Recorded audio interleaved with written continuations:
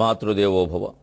ఎంతకాలమా చెక్కలో ఏమి పట్టకుండా నిలుచుండి వీక్షించెదో మదంబ. ఎంతకాలమా చెక్కలో ఏమి పట్టకుండా నిలుచుండి వీక్షించెదో మదంబ. ఎంతకాలమీ కట్టెలో ఏమి తెలియకుండా నన్నుంచి బాధించెదో ముదంబ. ఎంతకాలమీ కట్టెలో ఏమి తెలియకుండా నన్నుంచి బాధించెదో ముదంబా.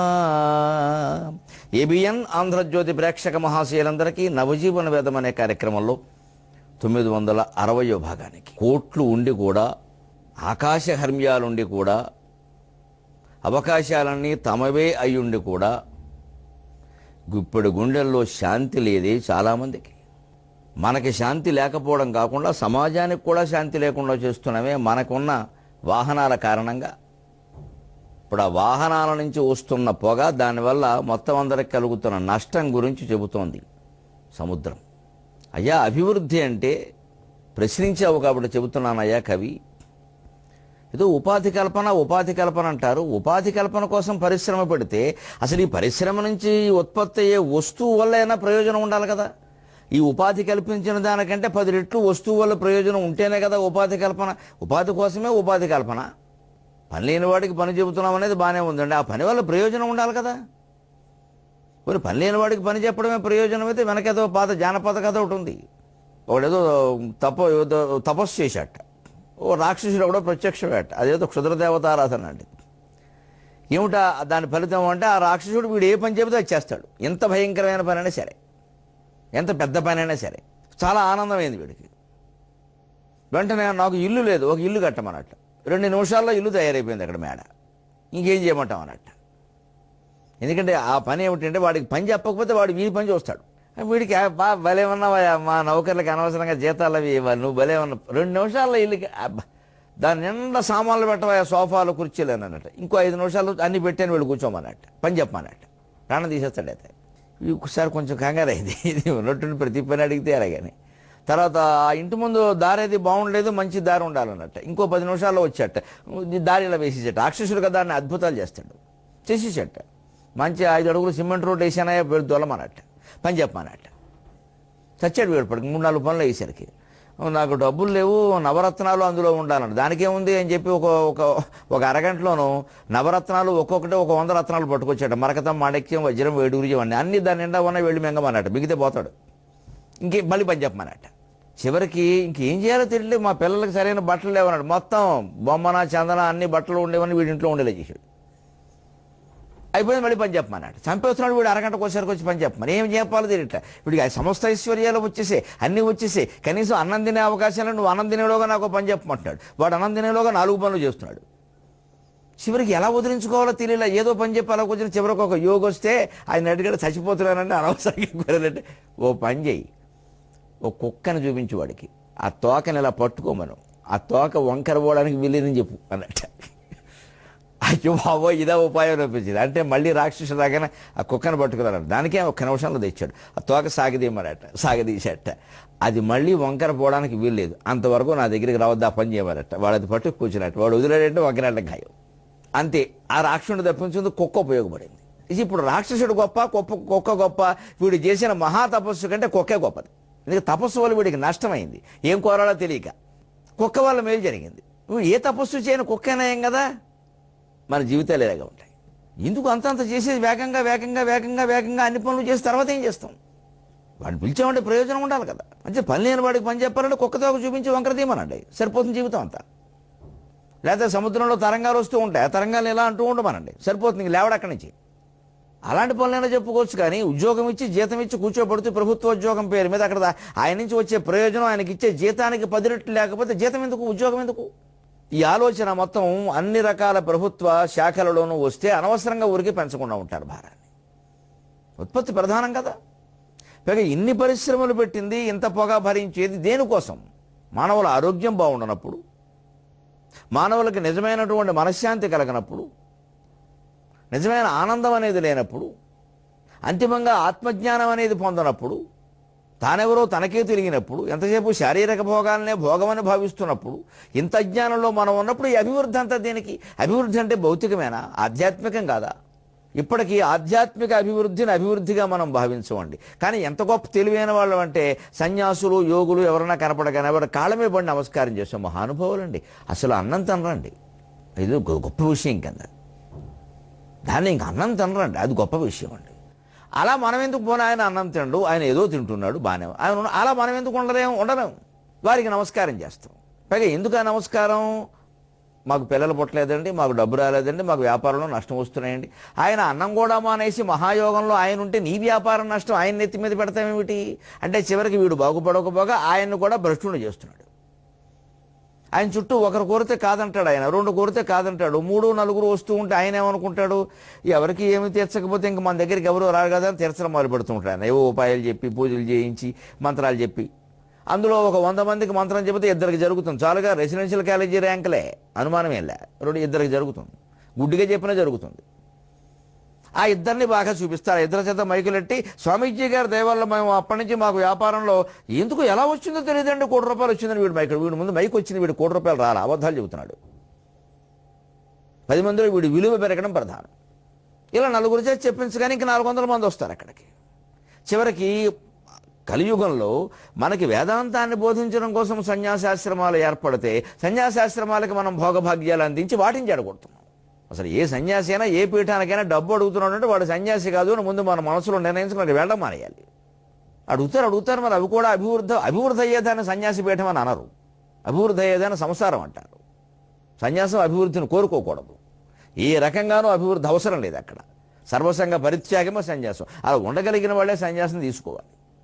లేని వాళ్ళు గృహస్థాశ్రమంలో ఉండి వాళ్ళ పాటలేవు, వాళ్ళు పడ్డం మంచిది, నాటకాలు అనవసరం. అంచేది ఏ అభివృద్ధికైనా ఒకటే లెక్క, ఏ అభివృద్ధికైనా ఒకటే పరమార్థము అని ఇదివరకు చెప్పుకున్నట్టే, ఏ అభివృద్ధి ఎవ్వరికి ఎంతగా మేలు చేశానో ఖాయముగాగ లెక్కలను గట్టుడు. తేలు నిజము ఆర్థికాదాయములు 6 రెట్లనుచు తక్కెడ లెక్కలు కాదు, ఆర్థికాదాయములు 6 రెట్లనుచు తక్కెడ లెక్కలు కాదు. మాయమో నాయువు వాయు కల్మషమునందనగారును శ్వాసకోశములు. ఏ అభివృద్ధి ఎవ్వరికి ఎంతటి సౌఖ్యము తెచ్చిపెట్టనో లెక్కలు గట్టు, ఖాయముగాగ లెక్కలను గట్టు. నిజంగానే 70 ఏళ్లుగా దేశానికి స్వతంత్రం వచ్చాక సాధించిన పారిశ్రామికాభివృద్ధి వల్ల నిజంగా ఏ వర్గాలు ఎంత బాగుపడ్డాయి? కోటీశ్వరులైన వాళ్ళ సంఖ్య పెరుగుతోంది, కానీ పేదవాళ్ళ సంఖ్య కూడా పెరుగుతోంది. మరి 70 ఏళ్ల బట్టి నిజంగా పరిశ్రమల వల్ల ఉత్పత్తి, ఉపాధి కల్పన జరిగితే పేదవాళ్ళు ఎందుకు పేదవాళ్ళగా మిగిలిపోయారు? వ్యసనాలు చెప్పి, ఇంకోటి చెప్పి మాయ పెట్టద్దండి. వాళ్ళని వ్యసనాలు గురి చేస్తున్నది కూడా మనమే, వ్యసనాన్ని ప్రోత్సహిస్తున్నది కూడా మనమే. ఇవాళ వ్యసనాల్లో కూడా పేదవాళ్ల పిల్లల కంటే కోట్లు సంపాదించే వాళ్ళ పిల్లలే ఉన్నారనే విషయం బయటపడింది. మరి దానికి ఏమంటారు? పేదవాళ్ళ పిల్లలు లేరండి డ్రగ్స్లో, అంతా కోట్లు సంపాదించే వాళ్ళ పిల్లలే ఉన్నారండి. వాళ్ళు స్వయంగా ఉన్నారండి, కొన్నిట్లో పెద్దవాళ్లే ఉన్నారండి. మరి సంపాదించేవాడికి ఎందుకండి? అసలు ఏదో ఒక సినిమా వచ్చి 2 సినిమాలు వచ్చి ఆడగానే 3వ సినిమా లేకపోయేసరికి నిరాశ, డిప్రెషన్ అంటున్నారు. ఏం నేర్చుకున్నట్టండి? ఒడిదుడుకుల నుంచి మనం బయటపడలేకపోతే ఒక నటించడానికి, కావ్యం రాయడానికి, ప్రవచనం చెప్పడానికి మనకు అర్హత ఎక్కడది? అంటే జీవితంలో ఒడిదుడుకును తట్టుకోలేమా? మనం మహానటులమా? అక్కడ కూడా నటించవచ్చు కదా. ఇది శాశ్వతం కాదు, ఈ సినిమా ఆడుతుంది, ఇంకో సినిమా ఆడదు, మామూలే. ఇది మనం ఏదో నటనకు అంకితమే ఉన్నాం, మనం ఆ నటనలో ఆనందిద్దాం, మన అవకాశం వచ్చింది, మంచి నటన చేద్దాం, ఆ నటనలో మనం ఆనందిద్దాం అనుకుంటే వాళ్ళు అంతంత అవకాశాల కోసం వెంపర్లాడరు. అవకాశం రాకపోయినా బాధపడరు. దేవదాస్ సినిమాలో నటించేటువంటి అవకాశం అంజలీదేవికి వచ్చి ఇంటికి వచ్చి అడిగి ఇస్తే, స్వయంగా వస్తే, ఈ పాత్రకి నాకంటే సావిత్రి బాగుంటుందండి, ఆవిడని అడగండి, ఆవిడ కాకపోతే అప్పుడు చూద్దామని చెప్పింది రండి దొడ్డయ్యలారు. మరి వాళ్ళెవరో డ్రగ్స్కు లోను కాలా? జీవితంలో కొంచెం ఏదైనా తేడా రాగానే అయిపోతున్నాము అంటే ఏ రంగమేనా? ఇది చివరికి విద్యారంగానికి పాకేసింది. పసిపిల్లలు బలైపోతున్నారే, ఎందుకంటే వాళ్ళ మీద అంత ఒత్తిడే. అక్కడ జరిగిన దాన్ని పక్కనట్టు సినిమా రంగం మీదకి మళ్ళిస్తున్నారండి. మొత్తం కెమెరాలన్నీ అక్కడికి వెళ్ళాలండి, అక్కడ పెద్ద తలకాయలు బయట పెడతాయని బెంగట్టుకుంటున్నారండి పాపం. సినిమా వాళ్ళు ఏమన్నా పర్వాలేదని. పట్టవలసిన చీడ సరస్వతి ప్రధాన దేవతగా ఉన్న రంగానికే పట్టిందండి. అసలు ఈ ఒత్తిడిని తట్టుకునే విధంగా విద్యా విధానం ఎందుకు లేదు?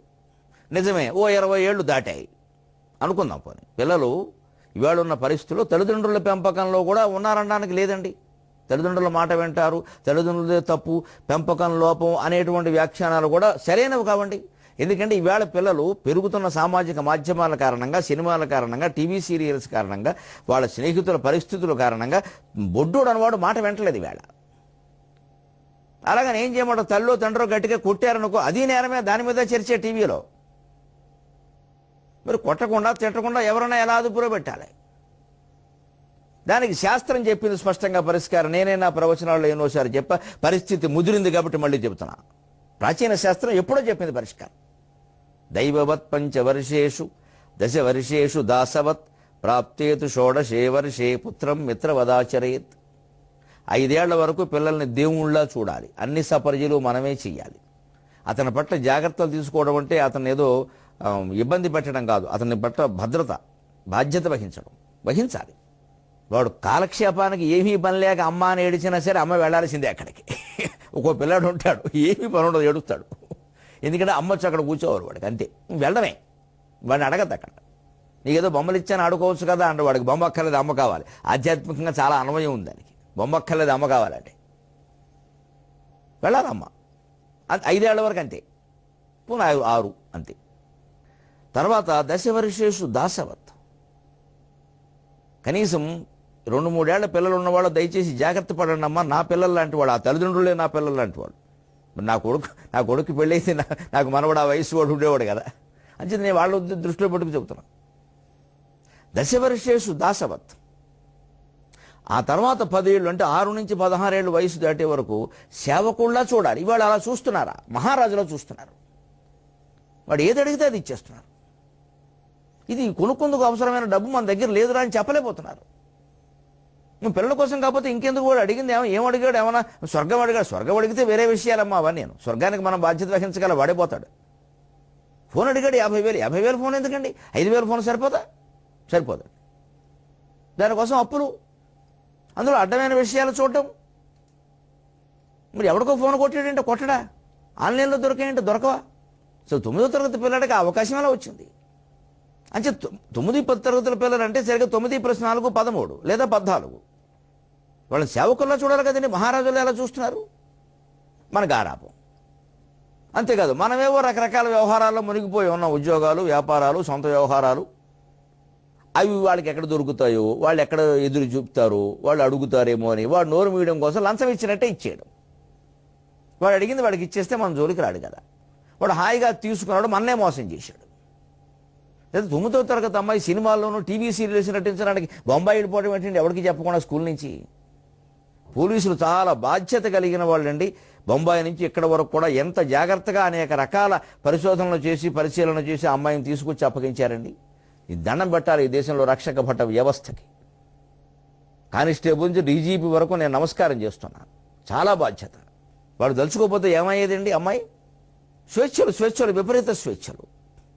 అక్కడ మరి స్వేచ్ఛ ఇవ్వకపోతే లేదా ఏదోనా అంటే దానికి సిద్ధంగా ఉండాలి.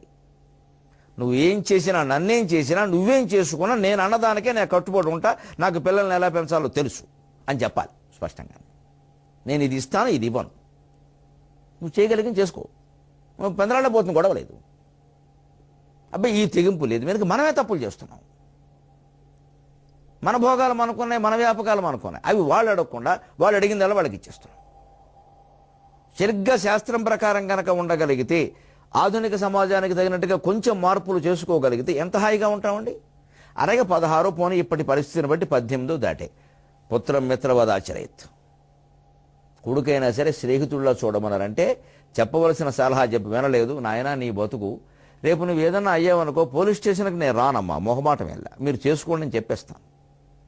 ఎందుకంటే మేజర్ అయినటువంటి కొడుకు తప్పు చేస్తే తండ్రి పోలీస్ స్టేషన్కి వెళ్లాల్సిన అవసరం లేదు. వాడు మేజర్ అండి, వాడు పెళ్లి చేసుకుంటే మీరు నన్ను పిలవరు కదా. మరి అది నిజమే కదండి, వాడు పెళ్లి చేసుకుంటే పిలవరుగా పోలీసులు.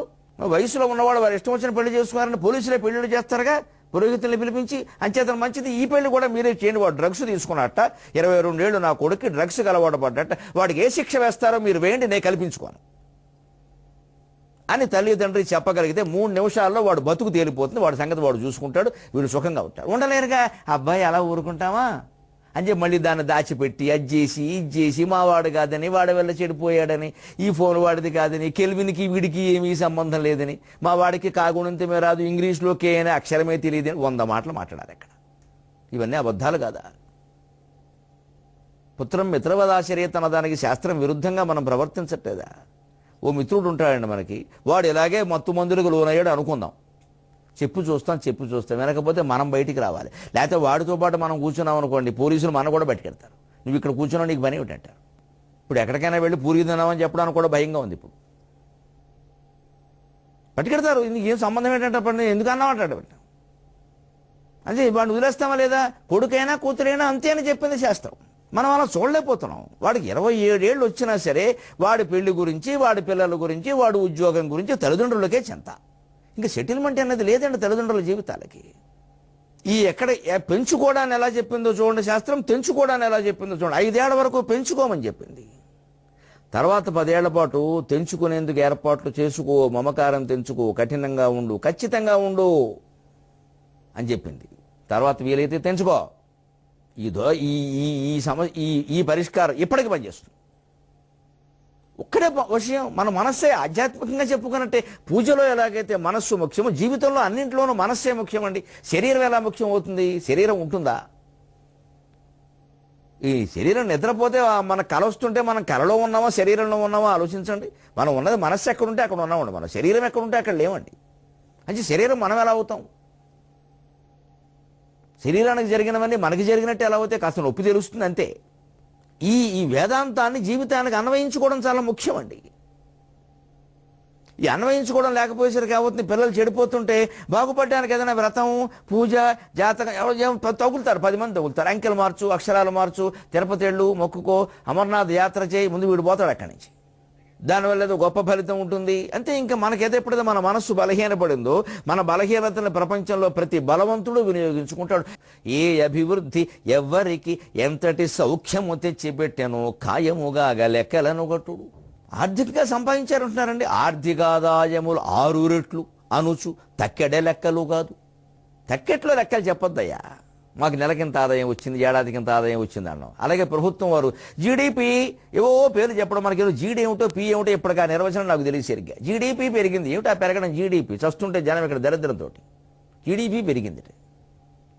ఇవేమో చెబుతారు లెక్కలు, ఆ పేపర్ నిండా ఉంటాయి, అర్థం కావు. సెన్సెక్స్ అంటారు, ఓ ఎద్దో దున్నపోతో వేస్తారు, అది ఇలా అంటారు, ఇలా అంటారు, ఏమిటో తెలియదు. అది ఓ చిన్న వార్త, ప్రపంచంలో ఒక వార్తలో మార్పు రాగానే అది పెరిగిపోతూ ఉంటుంది, కూలిపోతూ ఉంటుంది. ఈ లెక్కలు కాదండి, ఇవి జనానికి అర్థమయ్యేవి కావు, అవసరమైనవి కావు. నిజంగా సామాన్యుడి జీవితం ఏమైనా బాగుపడిందా? వాడు సుఖంగా ఉన్నాడా? నెలకి 200 ఆదాయం కూడా లేని పూర్వకాలం రోజుల్లో 50-60 ఏళ్ల క్రితం అరుగుల మీద కూర్చుని సాయంత్రం 6 గంటల రాత్రి 7 గంటల నుంచి 8 గంటల వరకు చుట్ట కాల్చుకుంటూ కబులు చెప్పుకునేవారండి. ఆ పద్యాలు పాడుకునేవారండి, రామాయణ భారతాల కథలు చెప్పుకునేవారండి. వాళ్ళు కొన్ని పుట్టించుకునేవారు కూడా. చుట్టకాల్చేవాడు పుట్టించాడు రా అనేవారు మా నాన్న. కాలక్షేపాన్ని పుట్టిస్తాడు, సరదా, వాడు కవి. కానీ వాడు ఏం పుట్టించినా సమాజానికి మేలు చేయడానికి చేశారండి. అది ఏదో భయం కలుగుతుంది, దానివల్ల భక్తి కలుగుతుంది, పర్వాలేదు, కల్పనైనా పర్వాలేదు. అంత ఖాళీగా ఉండే పడుకుందాం బాధండి, ఇంకా ఏంది బాగుండదు అని వెళ్ళిపోయేవారండి. మళ్ళీ తెరగట్టి 4ంటికి ఖచ్చితంగా మువ్వల సవ్వడి వినపడేదండి. అది కావిడికి కట్టిన మువ్వలు కావచ్చు, ఆవు దూడల కాళ్ళకు కట్టిన మువ్వలు కావచ్చు, వినపడేవి. అటువంటి ఊళ్ళల్లో పెరగడం వల్ల ఇవాళ ఎంత ఆనందంగా ఉన్నాం. 4ంటికి అందరూ లేచారు అని చప్పుళ్ళు వినపడుతుంటే లేవండి, ఎంతసేపు పడుకుంటారు? అసలు ఇళ్లలో అయితే యోషా ఘోషా ఘోషా యోషా గణేన వరదధ్ని విమధ్యమానే ఘోషాలయేషు దధిమంధన తీవ్ర ఘోషాక రోషాత్ కలిం విదధతే కకుభశ్చ కుంభాక శ్రీ వెంకటాచలపతే తవ సుప్రభాతం. ప్రతి పల్లెటూళ్ళలో కవ్వంతో పెరుగు చిరుకుతున్న చప్పుడు వినపడేదండి. కృష్ణుని మీద కీర్తనలు వినపడేవండి. ఇవాళ కర్మ కొద్దీ ఎక్కడ తయారు చేశారో, ఎక్కడ పొట్లం కట్టారో, దాన్ని దాంట్లో ఏం గెలిపారో, దాన్ని ఎందులో గెలిపారో తెలియని పొట్లాలేవో ఇంటి ముందు ఉంటే పొద్దున్నే తెచ్చుకుంటున్నాం. అక్కడ సత్యనారాయణ వ్రతం ప్రసాదాల్లాగా పాలు వచ్చాయి అని పాపాలు వచ్చాయి. మనందరం మనం చిలుక్కునేటువంటిది లేదమ్మా, మన చేతిలో లేదు ఇవాళ వ్యవస్థ. ఆ పాలలో ఏం కలిసింది తెలియదు, దాన్ని నమ్మాలో నమ్మక్కలేదు తెలియదు. పోనీ ఎవరి దగ్గరైనా పోయించుకుందామో వాడేం కలుపుతాడో తెలియదు. యూరియా దగ్గర నుంచి కెమికల్స్ దగ్గర నుంచి అన్నీ కలపడమే. ఖచ్చితంగా ఉండడం తెలియక, అసలు ఆధ్యాత్మికత ఎందుకో అర్థం చేసుకోలేక, మనం చేసిన పాపాల నుంచి కాపాడడానికే దేవుడా? అదేమిటండి దేవుడు తత్వం? అదేమిటండి పాపాల నుంచి కాపాడడం ఏమిటండి? పుణ్యాల నుంచి కాపాడద్దా? దేవుడు అంటే దయాగుణం ఒకటని ఇంకేం ఉండదా? రెండిటికీ వ్యవస్థ ఉంటుంది. రామాయణంలో చెబుతాడు ఉత్తర అరణ్యకాండలో ఆశ్చర్యంగా, దేవతలు సైతం దైవానికి నియమితుడు. దేవతలు సైతం దైవానికి నియమితులు ఏమిటి? నాకు చదివితే ఆశ్చర్యం. అంటే మనం దేవతలు అనుకుంటున్న వాడు ఒక వర్గం మనకలాగే. అసలు దైవం శక్తి, ఆది పరాశక్తి, అది విద్యుత్ శక్తి, అది అణుశక్తి, దానికి రూపం లేదు. రూపకల్పనలోనే వస్తున్నాయి ఈ ఇబ్బందులన్నీ. ఒక రూపాన్ని దేవుడు అని మనం అన్నామంటే అదే రూపం అనుకుంటాడు మనిషి ఖచ్చితంగా. అందుకే రూపారాధన గురించి విశేషమైనటువంటి మహిమలు వ్యాఖ్యానాలు చేయకూడదు. నేను చెయ్యను ఇప్పుడు. అసలు ఈ రూపం వైభవం చెప్పండి, ఈ విగ్రహం వైభవం చెప్పండి, ఈ గుడి వైభవం చెప్పండి, ఈ దేవుడు వైభవం చెప్పండి అంటే నేను చెప్పను ఖచ్చితంగా. నాకు అది నియమం. అది నేను దేవుడి గురించి మాట్లాడతా, మీ విగ్రహం గురించి నేను మాట్లాడను అని చెబుతాను స్పష్టంగా. ఎందుకంటే ఆ విగ్రహం, ఆ దేవుడు, ఆ క్షేత్రం అంటే అక్కడికి జనం పెరుగుతారు. దైవభక్తి పెరగదు, పాపభీతి పెరగదు, సమాజం బాగుపడదు. కానీ అందరూ అదే అడుగుతారు, ఎందుకంటే వాళ్ళ ప్రయోజనాలు వాళ్ళకు ఉన్నాయి. మా గుడి గురించి చెప్పండి, మా ఊరు రండి. ఇది విచిత్రం. ఇది ప్రతి ఊళ్ళోనూ ఏబిఎన్ ఆంధ్రజ్యోతి వస్తుంది. పొద్దున్నే అరగంట చెబుతున్నాం చాలు, జాతి బాగుపడడానికి ఇది చాలు. మన ఊరు రావాలి, మన అరుగు మీద కూర్చోవాలి, మన ఇంట్లో 4 రోజులు ఉండాలి, మా ఇంట్లోనే ఉన్నారని చెప్పాలి, మా గుడిలో అడుగు పెట్టాలి, మా గుడికో 10 మంది రావాలి. మనం వచ్చిన ఫోటో గుడి దగ్గర దేవుడి కంటే ఎక్కువగా మా ఫోటో పెడుతున్నారు. ఇక్కడ కర్మగాలి నవ్వాలో ఏడవాలో తెలియట్లేదు. దేవుడి కంటే ఎక్కువ మేము. వారు ఇప్పుడే వచ్చి వెళ్ళారని. అయితే ఏమిటి? చండాలోపి సతుద్విజోపి గురురిత్యేషా మనీషా మమ అని పలికిన జాతి అమ్మా ఇది. శివుణ్ణి చండాలుణ్ణి సమానంగా భావించినటువంటి జాతి ఇది. ఇవాళ గుళ్ళోకి ఎవడో పెద్ద మనిషి వస్తే వాడు ఫోటో పెడుతున్నావు అక్కడ, గర్భగుళ్ళోనూ హాల్లోనూ, బుద్ధి లేకుండా. దేవుడి గుళ్ళో వీడి ఫోటోలు ఏమిటి? దేవుడి గుళ్ళో దేవుడు తప్ప ఎవరి ఫోటోలు ఉండకూడదు. ఎవరు సందర్శిస్తే అది వారి అదృష్టం, వారి అదృష్టం. అది దేవుడు కాదే అదృష్టం. అంటే దేవుడు విలువ దిగజార్చాం మనం. వారిని గుళ్ళోకి రమ్మని, వీరిని గుళ్ళోకి రమ్మని కోరుతున్నామంటే దేవుడు విలువ దిగజారుస్తున్నాం మనం. కావాలంటే వారు వస్తారు, లేకపోతే లేదు. అడగకూడదు అసలు అలాగా. వాడికి అవసరం ఉంటే లేదా భక్తి ఉంటే ఏమంటే ఇక్కడ ఏదో పుణ్యక్షేత్రం ఉంది, కాస్త నాకు వెళ్ళాలని నేను చెబుతాడు. ఎవరికో వారి ఏర్పాటు వారు చేసుకుంటారు, వస్తారు. అంతేకాని దేవాలయాలు ట్రస్ట్ బోర్డులు, చైర్మన్లు స్వయంగా వచ్చి కలిసి మీరు ఒకసారి మా గుడికి రావాలంటే దేనికి? మీ అమ్మాయి పెళ్ళా? మీ అబ్బాయి ఊడుగా? గుడికి రమ్మని కోరడం ఏంటి అసలు? ఆధ్యాత్మికత మనకు అర్థం కాల. గుడికి రావడం, నువ్వు ఎవరిని పిలుస్తున్నావు, వాడు అవసరం. నీ అవసరం ఎందుకు అవుతుంది? వెంటనే వాడు పెంచేస్తారు. అక్కడ నాకు చాలా పని ఉందండి అనగానే, లేదు మేము ఏదో కొంచెం చేస్తా, అయింది, ఓ 10,000 బాకీ ఇచ్చుకో. గుళ్ళోకి వెళ్ళేందుకు? అక్కడ ఏదో 2 మొక్కలు చెప్పండి. ఇదంతా మొత్తం వ్యాపారం. అంతిమంగా జనాల కొరకేది ఏం లేదు. దేవుడు విస్తుపోతూ ఉంటాడు ఈ దేశంలో, శిలగా మిగిలిపోయి. నేను శిల్పాన్ననేనా అనంటరా, కనీసం శిలని చేసేసారు నన్ను. నా ఎదురుగా ఇక్కడ ఉండగా గర్భగుడిలో వాడినే ఉండో పిలుస్తున్నారు, వీడినే ఉండో పిలుస్తున్నారు, వాళ్ళు గొప్పవాళ్ళు అంటున్నారు అని దేవుడు విస్తుపోడా? ఒక రవ్వంత ఆ ఆలపాట ఆధ్యాత్మికత అయినా మనకు అర్థమవుతోందండి. ఆ జీవితంలో అన్ని దేశాల్లోనూ పెంపకం సహా, చదువు సహా, మన జీవితం సహా ప్రతిదీ లోతుగా కాస్త సూక్ష్మంగా ఆలోచించి అధ్యయనం చేస్తే తెలియంది ఏం లేదండి. మనకి ఇష్టం లేనిది తప్ప. ఎందుకు బాగుపడడం లేదు అంటే మన జీవితమైనా వ్యవస్థైనా మనకి ఇష్టమే లేదు. అది ఊరికే అనుకుంటున్నాం అంతే. గట్టిగా అదంతా కృతయుగంలో అయిపోయినా కూడా మనం తట్టుకోవడం కష్టమే.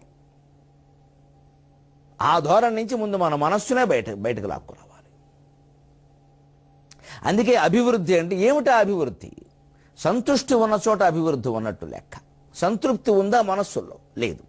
ఏ అభివృద్ధి ఎవ్వరికి ఎంతటి సౌఖ్యము తెచ్చిపెట్టునో ఖాయముగాగ లెక్కలను గట్టుడు తేలు నిజము.